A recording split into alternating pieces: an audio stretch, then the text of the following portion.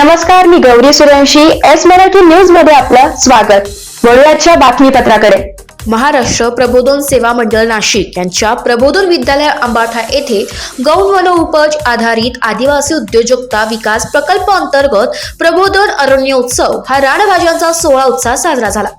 महाराष्ट्र प्रबोधन सेवा मंडळ ही नाशिक स्थित संस्था असून ते शाश्वत शेती, जैवविविधता संवर्धन, आदिवासी संस्कृती आणि ज्ञानाचे संवर्धन, उद्योजकता विकास, प्रबोधन आणि कृतिशीलतेतून समाजाचा शाश्वत आणि सर्वांगीण विकास यावर नाशिकमध्ये गेल्या 60 वर्षांपासून कार्य करते आहे.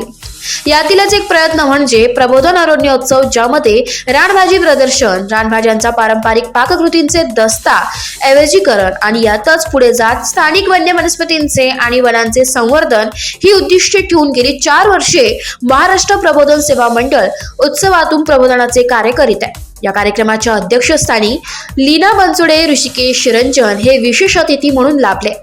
Doctor Sudha Kothari, Shrimati Sandra D'Souza Rana, Xavier's institute of communication Mumbai, doctor Sheson P Oseph, Vaishali Gawandi आदी मान्यवर उपस्थित होते. यावेळी पारंपरिक तारपा नृत्य, वेगवेगळ्या प्रकारच्या 32 रानभाज्या आणि त्यांच्या पाककृती यासोबतच आदिवासी संस्कृती आणि परंपरा, 45 पेक्षा जास्त प्रकारच्या वन्य वनस्पतींचे बियाणे, पारंपरिक आदिवासी औषधोपचार तसेच निगडित उत्पादने आणि पर्यावरण, वनसंवर्धन, वनहक्क, आदिवासी उद्योजकता आणि महिला सक्षमीकरण यांचे प्रदर्शन ही या विशेष उपक्रमासोबतच या वर्षीच्या प्रबोधन अरण्य उत्सवात सिस्टर मारी डिसूजा यांनी नंदुरबार येथील आदिवासी बांधवांकडून संकलित केलेल्या पारंपरिक वनौषधी आणि उपचार पद्धती आदिवासी दबादुरी या पुस्तका स्वरूपात प्रकाशित करण्यात आल्या. तसेच या रानभाज्यांच्या पाककृती तयार करणाऱ्या महिला उद्योजकांना प्रोत्साहन मिळावे म्हणून प्रबोधन रानभाजी थाळी ही संकल्पना राबवण्यात आली आहे. या थाळीत 7 विविध रानभाज्या, गोड पदार्थ आणि नागली तांदळाच्या भाकरीचा समावेश होता. महाराष्ट्र प्रबोधन सेवा मंडळाचे संचालक फा जोएल नोरोन्हा यांनी प्रबोधन अरण्योत्सव या उपक्रमाची जैवविविधता आणि वनसंवर्धनाची मूल्ये मांडत तसेच वन उपज आधारित उद्योजकता विकास कशा प्रकारे समाजाच्या शाश्वत विकासाचा पाया आहे या विषयावर पाहुणे आणि उपस्थितांशी संवाद साधत कार्यक्रमाची धुरा सांभाळली.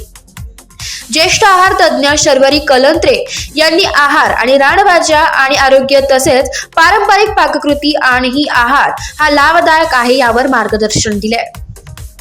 काशीराम भुजाड यांनी त्यांची अनेक वर्षे मेहनत आणि निरीक्षण करून मिळवलेले वन्य औषधी वनस्पतींची माहिती सांगत याविषयीच्या माहितीची कवाडे सर्वांसाठी खुली केली आहे.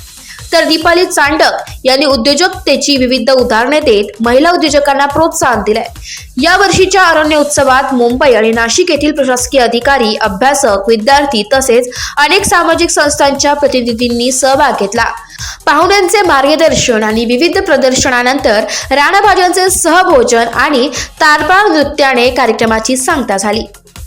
एस मराठी न्यूज साठी प्रतिनिधी लक्ष्मण बागुल, बोरगाव. अशाच ताज्या घडामोडी जाणून घेण्यासाठी आमच्या एस मराठी न्यूजला लाईक करा, शेअर करा, सबस्क्राईब करा आणि पाहत रहा एस मराठी न्यूज.